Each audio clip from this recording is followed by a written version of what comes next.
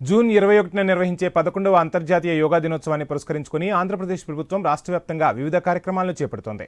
వీటిని యోగాంధ్ర 2025 పేరుతో జరుపుతోంది. అన్ని జిల్లాల్లో యోగా ప్రదర్శనలు, పోటీలు, సామూహిక యోగాభ్యాసాలు, శిక్షణ కార్యక్రమాలను ఏర్పాటు చేస్తున్నారు.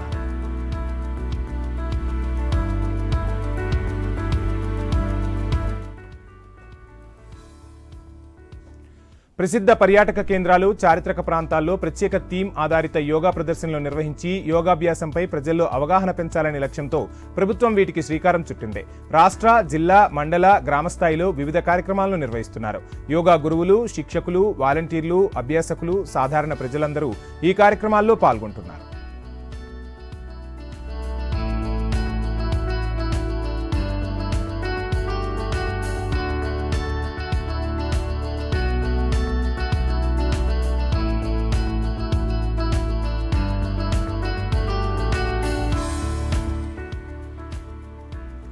విశాఖ వేదికగా జూన్ 21న జరగనున్న ఇంటర్నేషనల్ యోగా డే ఏర్పాట్లను ప్రపంచ స్థాయి ప్రమాణాలకు అనుగుణంగా తీర్చిదిద్దుతున్నారు.